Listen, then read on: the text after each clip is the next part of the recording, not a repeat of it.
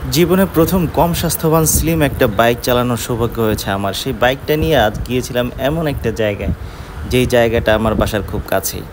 আমার জীবনে এই সুন্দর জায়গাটায় আমি ঘুরতে আসতে পারি নাই। আজকে ফার্স্ট এখানে আসলাম, অথচ এই জায়গাটা আমার বাসার সামান্য স্বল্প দূরত্বে। এটা হচ্ছে একটা সি বিচ, আর লুকটা একদম কক্সবাজারের মতো বেশ বড়। মাশাআল্লাহ, বোঝা বড় দেয়। এই জায়গা ছিল ভীষণ বড় জঙ্গল, সেগুলো বন্যার কারণে, ঝড়ের কারণে ভেঙে একদম পরিষ্কার হয়ে গেছে। আমি বাইক চালিয়ে একদম চলে গেলাম সেই ভাঙা বিরান জঙ্গলের মাঝে, চরের মধ্যে। এবং এখানে বাইক চালাতে এতটা মজা লাগছিল যেটা আসলে বোঝানো যাবে না। অবশ্য সবাই এই জায়গায় যাওয়ার মতো সুযোগ পায় না, কোথা থেকে যেতে হয় তাও জানে না।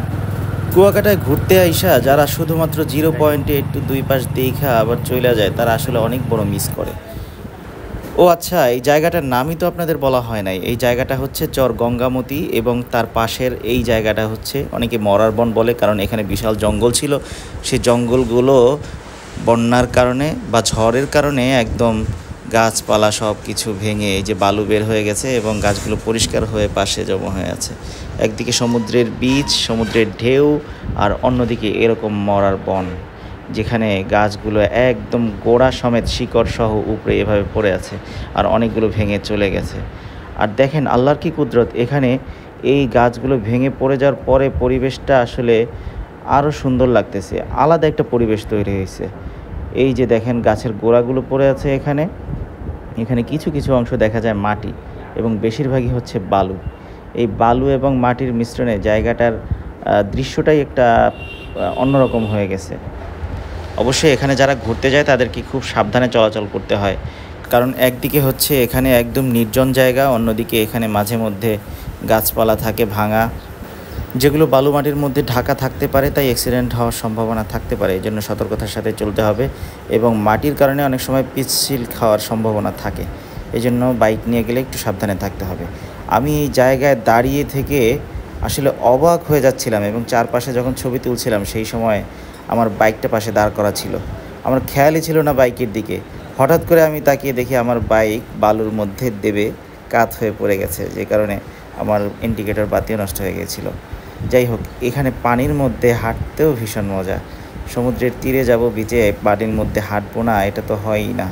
একটু যদি ডুবাতে পারতাম তার আরও বেশি ভালো লাগতো, কিন্তু স্বল্প সময়ের এই অপ্রস্তুত সফরে সেটা আর সম্ভব হয়নি, শুধুমাত্র দেখেই চলে আসছি। আল্লাহু আকবার। এই জায়গার ফিলটা অন্যরকম। সমুদ্রের পাড়ে এত বিশাল বিচ, এই জায়গা থাকতে আমরা গ্যাদারিং করি সব এক জায়গায়।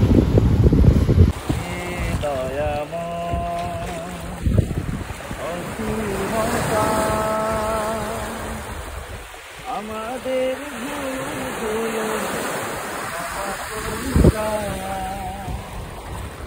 অন্তরে তোমারি প্রেমের জ্যোতি, প্রেম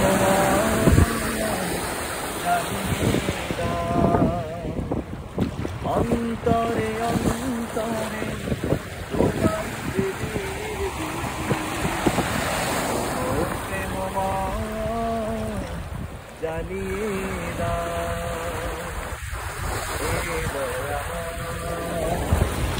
অসীম পা।